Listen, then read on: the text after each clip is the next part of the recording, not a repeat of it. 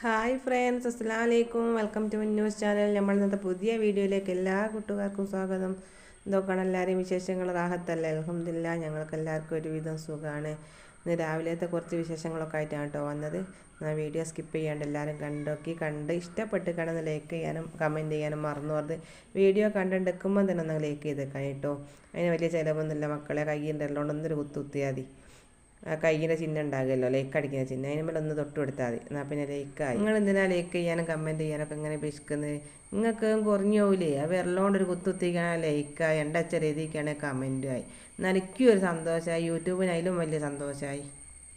ലൈക്കും കമൻറ്റും ഒക്കെ കണ്ട് വീഡിയോ കാണാൻ വരുന്നവരുണ്ടാകുമല്ലോ. അത്രയും ലൈക്ക് ഉണ്ട്, ഇത്രയും കമൻറ്റ് ഉണ്ടെന്നൊക്കെ പറഞ്ഞത് കുത്തിയും തൊണ്ടി നോക്കുന്നവരൊക്കെ ഉണ്ടാവും. ഇതിപ്പോൾ എത്ര ആളെ കാണാനുള്ളൂ, എത്ര ലൈക്കേ ഉള്ളൂ, നല്ല തിരിഞ്ഞു നോക്കാണ്ട് പോകണവരും ഉണ്ടാവും. അതിനെക്കൊണ്ടാണ് കേട്ടോ പറയുന്നത്. അങ്ങനെ മക്കളെ, രാവിലത്തെ കുറച്ച് വിശേഷങ്ങളൊക്കെ ആയിട്ടാണ് അടുക്കളയിൽ വന്ന് ചോറ് വെച്ചതാണ് ഊറ്റി വെച്ചിരിക്കുന്നത്. റൈസ് കുക്കറിലേയും ചോറ് വെച്ച് കേട്ടോ. പിന്നെ വെന്തതിന് ശേഷം ഒന്ന് ഗ്യാസ് മേലെ വെച്ച് തിളപ്പിച്ച് പിന്നെ ഊറ്റി വെച്ചതാണ്. പിന്നെ പച്ചപ്പയർ ഉപ്പേരിയാണ് കേട്ടോ വെച്ചത്. ഒടിപ്പയർ എന്നറിയുന്നുണ്ട്. ആ പച്ചമുളകും തേങ്ങയൊക്കെ ഒതുക്കിയിട്ട് ചെറിയുള്ളിയും കൂടി ഒതുക്കിയിട്ട് ഇങ്ങനെ വെച്ചതാണ്. പിന്നെ ആണെങ്കിൽ ഇന്നലെ അന്തിക്ക് നെയ്ച്ചോറ് കൂട്ടാൻ വെച്ച ചിക്കൻ കറിയും ബാക്കിയുണ്ട്. ഇന്ന് ഉച്ചക്കേക്ക് ഇതൊക്കെ മതി കേട്ടോ. ഇതിലധികമൊന്നും നമുക്ക് ആവശ്യമില്ല, ആവശ്യത്തിന് മതിയല്ലോ. പിന്നെ ചായൻ്റെ പണി നോക്കിയില്ല കേട്ടോ. ദോശക്കുള്ള മാവ് അരച്ച് വെച്ചിരിക്കുന്നതിന് കൂട്ടാനുള്ള ചമ്മന്തി പൊടിച്ചതാണ്.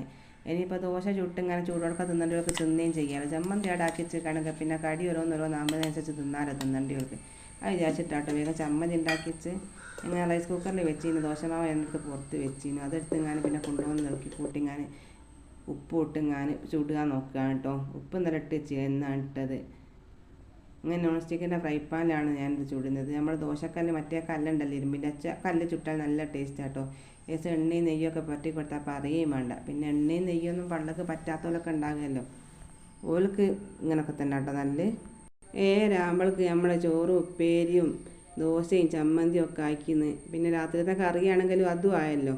ഇനി ബാക്കിയുള്ള പണികളൊക്കെ ചെയ്യണം. പിന്നെ വെച്ചാലുണ്ടല്ലോ, കേക്ക് ഭാഗത്തുനിന്ന് സൂര്യൻ ഇങ്ങനെ വരുന്ന വെളിച്ചമാണ് കേട്ടോ അടുക്കളയൊക്കെ ഇങ്ങനെ കാണുന്നത്. ഇല്ല അതിനെക്കൊണ്ട് അതിൻ്റെ കൂടി എല്ലാ വെളിച്ചം നമ്മൾ അകത്തേക്ക് എത്തും. കണ്ടില്ല നിങ്ങൾ സൂര്യൻ വെച്ചത്? ആ വെളിച്ചം നല്ലോണം അടുക്കളയിലേക്ക് ഉണ്ടാവും കേട്ടോ. അതുകൊണ്ട് തന്നെയാണ് നമ്മുടെ ലിവിങ്ങിലേക്കും ഉണ്ടാവും. കോണിക്കൂടിൻ്റെ ഉള്ളിൽ കൂടി അവിടെ ഗ്ലാസിൻ്റെ ജനലാണ്, അതിൻ്റെ ഉള്ളിൽ കൂടി കോണിക്കൂട്ടിലേക്കും ഉണ്ടാവും കേട്ടോ, റൂമിലേക്ക് ലിവിങ്ങിലേക്ക്. അങ്ങനെ ദോശയൊക്കെ ചുട്ടിങ്ങനെ നമ്മൾ ചായ പറഞ്ഞ കട്ടൻ ചായയും ദോശയാണ് കേട്ടോ. എല്ലാവർക്കും കുറഞ്ഞ മധുരം മതി, കുറഞ്ഞ പൊടിയും മതി. പാൽച്ചായ ഒന്നും അല്ലാനും, പാൽച്ചായ ആണെങ്കിൽ പിന്നെ എല്ലാ കട്ടിയിലും വേണം കേട്ടോ. പാൽ ചായ കുടിക്കാൻ നല്ലോണം പാലും പൊടിയും അല്ലെങ്കിൽ പാൽപ്പൊടിയും ചായപ്പൊടിയൊക്കെ എല്ലാം കൊണ്ടിട്ടല്ല കട്ടി മധുരമൊക്കെ ഉള്ള ചായ വെക്കണം. അങ്ങനെ ദോശയും ചായയൊക്കെ കുടിച്ച് ഇങ്ങനെ ചെറിയോളം പോവുകയും ചെയ്യുന്ന ചെറിയോളം ഇവിടെ ഉണ്ട്. ഞാൻ അരി പൊടിപ്പിക്കട്ടെ വെച്ചിട്ട് പച്ചരിയൊക്കെ ഒന്നെടുത്ത് കേൾക്കുക കേട്ടോ. വന്നാലും പത്തിരിപ്പൊടി ഉണ്ടാക്കിയില്ലല്ലോ, ഇവിടെ ഉള്ളത് ഉണ്ടായിരുന്നു. അതിനെക്കൊണ്ട് ആ പണിക്കൊന്നും നിന്നിയില്ല. റേഷൻ പടിയാ പോയപ്പോൾ 10 കിലോ പച്ചരി കിട്ടീനു.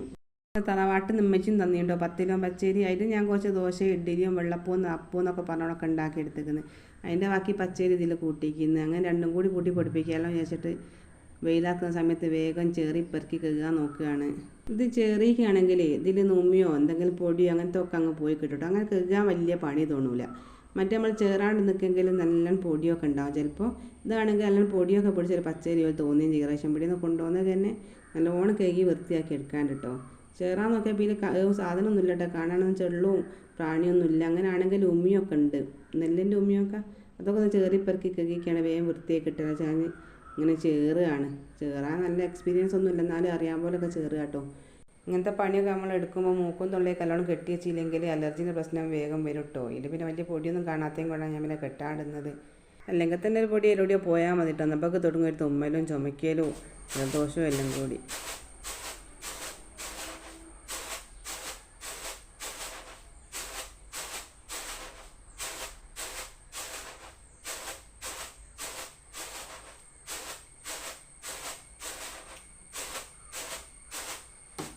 ഈ പച്ചരി ഇവിടെ ഞാൻ കേൾക്കാണ്ടാണ് കൊണ്ടുപോകും കേട്ടോ. കേക്ക് കൊണ്ടുപോകുമ്പോൾ അതിൻ്റെ നനവോട് വരുമ്പോൾ നല്ല കനം ഉണ്ടാവില്ല, നമ്മളെ കൊണ്ട് എടുത്തു കൊണ്ടുപോകാനാവില്ലല്ലോ. അതുമല്ല പിന്നെ വട്ടയും കൊട്ടയൊക്കെ ഇവിടുത്തെ തേച്ചെയ്യി എടുത്തിട്ട് വേണം അരി തേച്ചെയ്യി വൃത്തിയാക്കി എടുക്കാൻ. അപ്പോൾ എത്രയായി ഞാൻ എടുക്കാണ്ട് വെച്ചിട്ട്. അല്ലെങ്കിൽ ഞാൻ മില്ലിൽ പൊടിപ്പിക്കുമ്പോൾ അവിടെ കൊണ്ടുപോയിട്ടാണ് കേക്ക് വൃത്തിയാക്കി കൊടുക്കുക കേട്ടോ. അവിടെ ആകുമ്പോൾ ഒന്നും അറിയണ്ട. ചേച്ചി എപ്പോഴും കേൾക്കുന്ന വട്ടയും കൊട്ടയും അരി ഊറ്റിടാനുള്ള കൊട്ട ഉണ്ടാവും. പിന്നെ പൈപ്പും വെള്ളവും അതിനുള്ള സൗകര്യമൊക്കെ അവിടെ തന്നെ ഉണ്ട് കേട്ടോ. പിന്നെ കേക്ക് അടച്ചിക്കാണെങ്കിൽ വെള്ളം വാർന്നിക്കാനെ ചേച്ചി ഇങ്ങനെ പൊടിച്ചിങ്ങനെ വറുത്ത് തരികയും ചെയ്യും. പിന്നെ ഇവിടുന്ന് കൈ കൊണ്ടുപോകേണ്ട ആവശ്യമില്ലല്ലോ. പിന്നെ ആണെങ്കിൽ പിടിച്ചു കൊണ്ടുപോകണ കാര്യം രണ്ടും കൂടി വിചാരിച്ചിട്ടാണ് കേട്ടോ ഞാൻ പിന്നെ ആട് വെക്കാമെന്ന് വിചാരിച്ചു. അങ്ങനെ ഈ അരിയെല്ലാം കയറിപ്പെറുക്കി ഞാൻ സഞ്ചിയിലാക്കി ഞാൻ കെട്ടാൻ നോക്കുന്നില്ല. കയറൊരു സാധനവും കാണുന്നില്ല. ഒരു ചൂടിൻ്റെ കഷ്ണം കിട്ടി അത് കൊണ്ടുവന്ന് കെട്ടി വെക്കുന്നത്. അതാണ് പൊട്ടിയും പോയി. പിന്നെ ഞാൻ റിബൺ എടുത്ത് കൊടുക്കുകയാണ് കേട്ടോ. മുന്നേ തലയിൽ കൊടുക്കുന്ന റിബണാണിത്.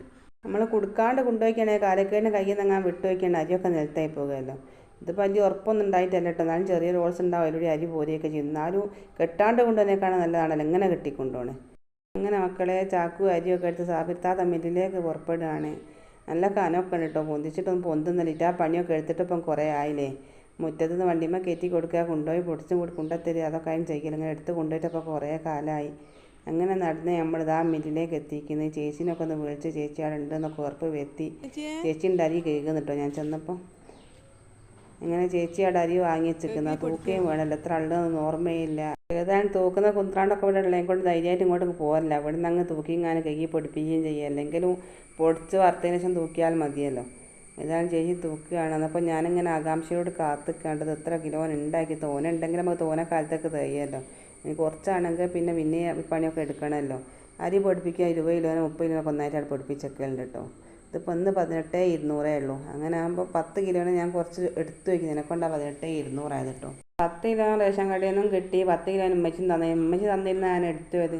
അല്ല 20 കിലോന് ഉണ്ടാകുകയും. ഇങ്ങനെ ചേച്ചി അരിയൊക്കെ എടുത്തതാ വെള്ളത്തിലെടുത്ത് കഴുകാനൊക്കെ. ചേച്ചി കഴുകണമെന്ന് ചോദിച്ചിട്ടുണ്ടോ? ഞാൻ പറഞ്ഞു വേണ്ട, ഞങ്ങൾക്ക് കഴിക്കോളാം. ചേച്ചിക്ക് അരി കഴുകി വെച്ചിട്ട് പൊടിക്കാനൊക്കെ. അപ്പോൾ എൻ്റെ കഴുകി വെച്ച് വെള്ളം പറഞ്ഞാൽ പിന്നെ ചേച്ചിക്ക് അടുത്ത് എൻ്റെ പൊടിക്കാമല്ലോ. അപ്പോൾ അതിൻ്റെ കിട്ടുന്നതിനെ കൊണ്ടൊരു സമാധാനം കേട്ടോ. അങ്ങനെ എടുത്ത് പൊന്തിച്ച് വയ്ക്കാനൊന്നും ആവില്ലല്ലോ. ഞാനിങ്ങനെ തിരിഞ്ഞു പറഞ്ഞ് കളിക്കാട്ടോ. അഭാഗത്ത് നിന്ന് കേൾക്കണോ അഭാഗത്ത് നിന്ന് കേൾക്കണോ. അത് നിന്ന് കേൾക്കുകയാണെങ്കിൽ വേഗം കഴിയുന്നത്. ഇരുന്ന് കേൾക്കേണ്ടതിനെ കൊണ്ട് ഒരു സ്റ്റേഷൻ കിട്ടുന്നില്ല, ഒരു ഒതുക്കം കിട്ടുന്നില്ല. ഇരുന്ന് ഒരു ശീലമില്ലല്ലോ ഇരുന്ന് പണിയെടുത്തെങ്ങാനേ. ഇതിങ്ങനെ നിന്നിടത്തുള്ള പണിയെടുക്കാമെന്ന് കുഞ്ഞിന്ന് മുറ്റടിച്ച് തരാമെന്നല്ലാണ്ട് ഇങ്ങനത്തെ പണിയൊക്കെ എടുക്കുമ്പോൾ നമുക്ക് ഇരിക്കുമ്പോൾ എന്തോ ഒരു ബുദ്ധിമുട്ട് തോന്നി രഥം കിട്ടായി. അങ്ങനെ എല്ലാം കൂടി തിരിഞ്ഞും പറഞ്ഞും കളിച്ച് കഴിഞ്ഞാൽ പൊത്തിരുന്നെങ്ങനെ അതെല്ലാം കഴുകി എടുത്തേക്കുന്നു കേട്ടോ. ഒരുവിധമൊക്കെ ഞാൻ കഴുകി. ചേച്ചി കഴുകിയ അരിയൊക്കെ കേട്ടോ അത്. പിന്നെ അത് ഒഴിച്ചിട്ട് മണക്കിൻ്റെ അരിയിലൊക്കെ ഊറ്റിടാൻ കഴുകിയ അരി. ഇങ്ങനെ ഞാനിങ്ങനെ ഉരുണ്ടും പറഞ്ഞും കളിക്കുന്നതാണ്. ചേച്ചി ഇങ്ങോട്ട് വന്ന് എന്നോട് വാങ്ങി. പിന്നെ ചേച്ചി കഴുകൽ തുടങ്ങി. എത്ര ഇത് നിറം വെക്കുന്നില്ലേ. കുറേ വട്ടം ഞാൻ കഴുകിക്കുന്നു. പിന്നെ ചേച്ചി വന്ന് കഴുകി. ചേച്ചി ഞങ്ങളെ അയൽവാസി എന്നാണ്ടോ. ഞങ്ങളെ പെട്ടെന്ന് കുറച്ചങ്ങോട്ട് പോയച്ചാൽ മതി. രാവിലെ വരും. രാവിലെ 9-10 മണിയൊക്കെ ആകുമ്പോഴേക്ക് വരും. പിന്നെ വൈകുന്നേരമാണ് പോവുക. പിന്നെ വന്നിട്ട് കുറേ പച്ചരിയൊക്കെ കഴുകിയിടും. മില്ലിലത്തേക്ക് തന്നെ ഉണ്ടാവും കഴുകാൻ പൊടിയാക്കാൻ. ഇവിടെ പത്തിരിപ്പൊടി, മല്ലിപ്പൊടി, മുളകുപൊടി, മഞ്ഞൾപ്പൊടിയൊക്കെ സെയിൽ ചെയ്യലുണ്ട്. അന്നപ്പോൾ അരി പൊടിച്ച് ഇങ്ങനെ വറുത്ത് വെക്കണം. വേറെ ആളാട്ടോ പേക്ക് ചെയ്യാനൊക്കെ ഉണ്ടാകുക. അങ്ങനെ പേക്ക് ചെയ്തിട്ട് ഒരു വണ്ടിയിൽ കടകളിലൊക്കെ കൊണ്ടുപോയി കൊടുക്കും. പിന്നെ ആവശ്യക്കാരുണ്ടെങ്കിൽ മില്ലിൽ വന്ന് വാങ്ങും. ഇവിടെ അടുത്തുള്ള കടയിലൊക്കെ കൊടുക്കുകയും ചെയ്യും കേട്ടോ. ഇങ്ങനെ അതുകൊണ്ട് മല്ലിയും മുളകും മഞ്ഞളും ഒക്കെ അതും പൊടിക്കും. പിന്നെ ഞങ്ങളെ നാട്ടുകാരൊക്കെ ഇവിടെ കൊണ്ടുവച്ചാണ് അരി പൊടിപ്പിക്കലും വറുപ്പിക്കലും ഒക്കെ. ആദ്യമൊന്നും വറുപ്പിക്കില്ല, എല്ലാവരും പുരയെ കൊണ്ടുവച്ചിട്ടുണ്ടോ വറുക്കൽ. ഞാനെടുക്കും, ഞങ്ങളൊക്കെ പുരയുന്നേ വറുക്കൽ. അന്നും ഇവിടുന്ന് തീ കൂട്ടി പെണ്ണുങ്ങൾ കുത്തുന്നേ വറുക്ക് കേട്ടോ. 4-5 പെണ്ണുങ്ങൾ അടുപ്പും കത്തിച്ചിങ്ങനെ ചട്ടകവും വട്ടച്ചെമ്പായിട്ട് കുത്തുന്ന വറുത്തെടുക്കാനും. ഇപ്പം പിന്നൊക്കെ മെഷീന്മേലാണ്ട് പെണ്ണുങ്ങൾക്കൊന്ന് കൂടാണ്ടാക്കി നാപതില്ലാണ്ട് അയക്കുന്നത്. ഇപ്പോൾ പുരയിൽ തന്നെ പത്തിരിപ്പൊടി ഇവിടുന്ന് പൊടിപ്പിച്ച് കൊണ്ടുപോയി പുരയിൽ തന്നെ വറുക്കുന്ന പെണ്ണുങ്ങൾക്ക് തന്നെ ഇപ്പോൾ ഒരു എന്താ പറയുക നാക്കല്ലാത്തതും കൂടാണ് മില്ലിന്ന് വറുപ്പിക്കൽ തുടങ്ങിയത്. അല്ലാണ്ട് എല്ലാവർക്കും ഒരു വസ്തുവായിരുന്നു. മില്ലിന്ന് വറുത്താൽ നന്നാവില്ല, അല്ലെങ്കിൽ രസം ഉണ്ടാവില്ല, നമ്മൾ വറുത്താതല്ലേ നല്ലത്. ഞാനൊക്കെ അരി പൊടിയാക്കിയിട്ട് പുരയെ കൊണ്ടുവച്ച് വട്ടച്ചെമ്പിൽ മണിക്കൂറുകളോളം കുത്തിന്ന് വറുത്ത് ഉണക്കിയിട്ട് പിന്നെ അത് തരിച്ചിട്ട് അതിൻ്റെ തരി ഉണ്ടാകാനും ഉണ്ട കെട്ടിയ മണിമണി ഉണ്ടാകാനും അത് മിക്സിയിലിട്ട് പൊടിച്ചിട്ട് അതും തരിച്ച് വെച്ചിട്ട് അത്രക്കും വൃത്തിയാക്കി ഇങ്ങനെയൊക്കെ കേട്ടോ പത്തിരിപ്പൊടി ഉപയോഗിക്കലും പാത്രത്തിലാക്കി വെക്കലും ഒക്കെ. അതൊരു 6 മാസമൊക്കെ ഉപയോഗിക്കാനും ഉണ്ടാകാനും. ഇപ്പം പോയിട്ട് അതൊന്നും നടക്കൂല മക്കളെ. മില്ലിൽ കൊണ്ടുവച്ച് പൊടിപ്പിക്കുക വറുപ്പിക്കുക കൊണ്ടുവന്ന് ചുടുക, അത് തന്നെ. അതൊന്നും തരച്ച് വെക്കാനും കൂടി കൂടുതൽ തിരക്കിൻ്റെ ആവശ്യമില്ല. മില്ലിൽ നിന്ന് നല്ലോണം പിന്നെ പൊടിച്ച് വറുത്ത് കൊണ്ടുവരുന്നതാണല്ലോ. ആവതുള്ളപ്പോൾ ഞമ്മക്ക് വസ്വാസം ലന്നാസൊക്കെ ഉണ്ടാവും. ആവത് ദിവസം കുറയുമ്പോൾ അതൊക്കെ ദിവസമായിട്ട് കുറയലാണ്. അങ്ങനെ നമ്മൾ അരി തെക്കുന്ന മില്ലിലെത്തിക്കിട്ടോ കേക്ക് വെള്ളമൊക്കെ നല്ലോണം വാർന്ന് നോക്കി ചേച്ചി മെഷീനിലിട്ടേക്കുന്നത്. ഇത് ആ സാധനം ഇങ്ങോട്ട് പൊന്തിച്ച് കൊടുത്തേക്കാണെങ്കിൽ ഇങ്ങനെ പൊടിഞ്ഞ മെഷീൻ്റെ ഉള്ളിലേക്ക് വീണ് പൊടിഞ്ഞിങ്ങനെ വക്കലിലേക്ക് പോകും കേട്ടോ. അതിങ്ങനെ അവിടെ താത്തി വെച്ചെങ്കിൽ പിന്നെ അരി താഴോട്ട് വീഴുകയില്ല. ഇങ്ങനെ ചോട്ടിലൊരു ബക്കറ്റൊക്കെ വെച്ചെടുക്കുന്നത് തുണീൻ്റെ ഇതാണുള്ളത്. പിന്നെ അതിൻ്റെ ഏറിപ്പാനൊരു തുണി വലിച്ച് കെട്ടിക്കുന്നത്, അത് പോകുന്ന വീർത്ത് കെടുക്കുന്നുണ്ട് കേട്ടോ. ഇതിങ്ങനെ പൊടിക്കുന്നതനുസരിച്ച് പൊടിയിലേക്ക് തൊയ്യല്ലോ. ഇതൊക്കെ കാണാത്തോലും ഉണ്ടാവും കണ്ടോലും ഒക്കെ ഉണ്ടാവും. ഞാൻ പിന്നെ ഏതായാലും മില്ലിൽ പോയി വീഡിയോ ഒക്കെ ഒന്ന് എടുത്താണ് കാണാത്തവരൊക്കെ ഒന്ന് കാട്ടിത്തരാൻ വിചാരിച്ചാണ്. പിന്നെ കോഴിക്കോട് ജില്ലക്കാരൊക്കെ അതൊക്കെ കാണുകയും ചെയ്യുകയൊക്കെ ചെയ്യുന്നവരായിരിക്കും. കണ്ണൂർ, മലപ്പുറം, പിന്നെ നാദാപുരത്തുകാരൊക്കെ ഉണ്ടല്ലോ. ഓലൊക്കെ ഒന്ന് പച്ചരി കേക്ക് ഇങ്ങനെ വെയിലത്തിച്ച് ഉണക്കിയിട്ടാണ് പൊടിപ്പിച്ചെടുക്കൽ. അല്ലാണ്ട് ഇങ്ങനെ മെഷീനിലിട്ട് വറക്കലൊന്നും ഇല്ലാന്ന് തോന്നുന്നു. ഓൽക്കൊക്കെ ഒന്ന് കണ്ടോട്ടെ ഞാൻ വെച്ചിട്ടാട്ടോ ഞാൻ ഇതൊക്കെ ഒന്ന് കാണിച്ചു തരുന്നത്. പിന്നെ ഞങ്ങളുടെ നാട്ടിലുള്ള പെണ്ണുങ്ങളും ഉണ്ടാവട്ടെ മില്ലിലൊന്നും പോകാണ്ട് ഓൽക്ക് പിന്നെ അരിയൊക്കെ കൈ ഇങ്ങനെ പൊരിയുന്ന മക്കളേലോ കെട്ടിയോ മലയിലോ കൊടുത്തുവിട്ടാൽ പൊടിപ്പിച്ച് ഉണ്ടാ കൊടുക്കുന്നവരുണ്ടാവും. എന്നെപ്പോലൊന്നും എല്ലാവരും അയക്കുള്ളൂന്നില്ലല്ലോ. നമ്മളെ പ്രവാസികളാകുമ്പോൾ അങ്ങനെയൊക്കെ ചെയ്യേണ്ടി വരുമല്ലോ. അങ്ങനത്തോലും കണ്ടിട്ടുണ്ടാവില്ല. ഓലും ഒന്ന് കണ്ടോട്ടെ എന്ന് വിചാരിച്ചതാണ്.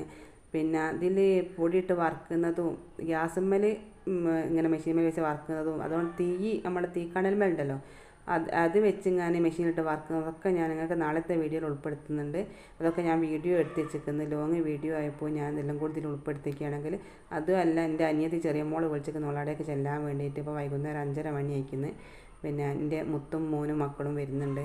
പിന്നെയാണ് ഏട്ടത്തിൻ്റെ മോളും പുയ്യാപ്പിളയും മക്കളും വരുന്നുണ്ട്. എൻ്റെ മുന്നൂനോടും ഞങ്ങളോട് ചെല്ലാൻ പറഞ്ഞിട്ട് അനിയത്തിൻ്റെ പുയ്യാപ്പിള കുവൈത്തിൽ നിന്ന് വന്നതാണ്. പോലെ കാണാൻ വേണ്ടി എല്ലാവരും കൂടി ഒന്ന് ഒത്തുകൂടുക കേട്ടോ. ഇവിടെ വന്നതിന് മെനിയാന്ന് എന്നാലും ഒന്ന് അവിടേക്ക് പോവുകയാണ്. ബാക്കി വിശേഷങ്ങളൊക്കെ ഇൻഷാ അല്ലാഹ് നാളെ കാണാം.